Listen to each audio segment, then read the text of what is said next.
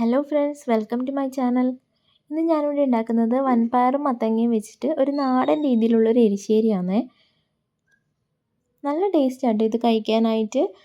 അപ്പോൾ ഇതെങ്ങനെ ഉണ്ടാക്കുന്നതെന്ന് നമുക്ക് നോക്കാം. അതിനായിട്ട് ആദ്യം തന്നെ ഞാനിവിടെ 1 കപ്പ് വൻപയർ എടുത്തിട്ടുണ്ട്. ഒരു അരമണിക്കൂറോളം നല്ല ചൂടുവെള്ളത്തിൽ സോക്ക് ചെയ്ത് വെച്ച വൻപയറാണ് ഞാൻ എടുത്തിട്ടുള്ളത്. അതുപോലെ തന്നെ അത്യാവശ്യം വലിയ സൈസിലുള്ളൊരു മത്തങ്ങ കട്ട് ചെയ്ത് വെച്ചിട്ടുണ്ട്. ഈ ഒരു വലുപ്പത്തിൽ കട്ട് ചെയ്ത് വെച്ചിട്ടുണ്ട്. ഞാനിവിടെ പഴുത്ത മത്തങ്ങയാണ് കേട്ടോ എടുത്തിട്ടുള്ളത്.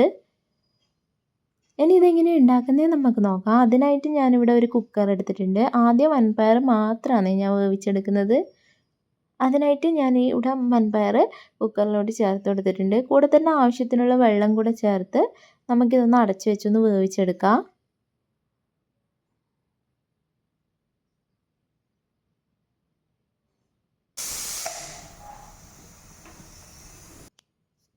ഇപ്പോൾ ഇതാ വൻപയർ ഇവിടെ വെന്ത് വന്നിട്ടുണ്ട്. ഇതിലോട്ട് തന്നെയാണ് മത്തങ്ങ ചേർത്ത് കൊടുക്കുന്നത്. ഇനി ഇതിലോട്ട് ആവശ്യത്തിനുള്ള ഉപ്പും കൂടെ ചേർത്ത് കൊടുക്കാം. അതുപോലെ ഒരു 1/4 ടീസ്പൂൺ മഞ്ഞൾപ്പൊടിയും 1/2 ടീസ്പൂൺ മുളക് പൊടിയും കൂടെ ചേർത്ത് കൊടുക്കുന്നുണ്ട്. ഇനി ഇതിലോട്ട് ആവശ്യത്തിനുള്ള വെള്ളം കൂടെ ഒഴിച്ചു കൊടുത്തതിന് ശേഷം ഇതൊന്ന് അടച്ചു വെച്ച് വേവിച്ചെടുക്കാം. 1-2 വിസിൽ മാത്രം മതി കേട്ടോ. നല്ല പഴുത്ത മത്തങ്ങ ആയതുകൊണ്ട് പെട്ടെന്ന് തന്നെ വെന്ത് കിട്ടും. ഇനി ഇതിലോട്ടുള്ള അരപ്പ് റെഡിയാക്കി എടുക്കാം. അതിനായിട്ട് ഞാനിവിടെ 1/2 കപ്പ് തേങ്ങയാണ് എടുത്തിട്ടുള്ളത്. തേങ്ങ കുറച്ച് മാത്രം മതി. ലാസ്റ്റ് വറവിട്ട് കൊടുക്കുമ്പോഴത്തേക്കും കുറച്ചധികം തേങ്ങ വേണം. അരപ്പിനായിട്ട് കുറച്ച് തേങ്ങ മാത്രം മതി.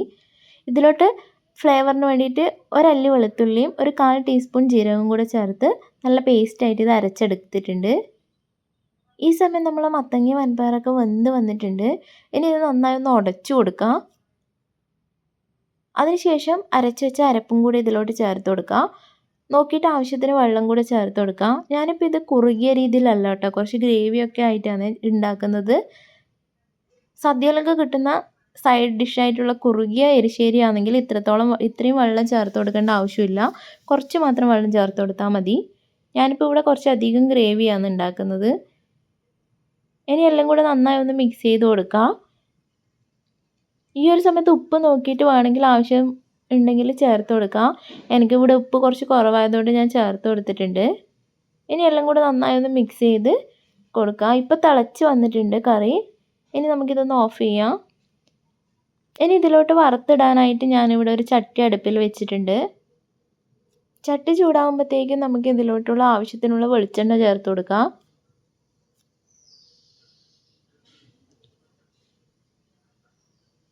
എണ്ണ ഇവിടെ ചൂടായി വന്നിട്ടുണ്ട്. ഇനി ഇതിലോട്ടൊരു 1/4 ടീസ്പൂൺ കടുക് കൂടെ ചേർത്ത് കൊടുക്കുന്നുണ്ട്.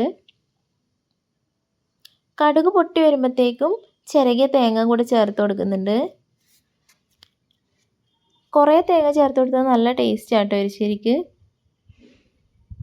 ഇനി ഇതെല്ലാം കൂടെ നന്നായി ഒന്ന് മിക്സ് ചെയ്ത് കൊടുക്കാം. തേങ്ങേൻ്റെ കളറൊക്കെ മാറി നല്ലൊരു ബ്രൗൺ നിറത്തിൽ വരണം. ഈ ഒരു സമയത്ത് ഇതിലോട്ട് ഒരു തണ്ട് കറിവേപ്പില കൂടെ ചേർത്ത് കൊടുക്കുന്നുണ്ട്. ഇതിൻ്റെ കൂടെ തന്നെ 2 വറ്റൽമുളകും കൂടെ ചേർത്ത് കൊടുക്കണം. ഇവിടെ എൻ്റെ കയ്യിൽ ഇല്ലാത്തതുകൊണ്ട് ഞാനിപ്പോൾ ചേർത്ത് കൊടുത്തിട്ടില്ല.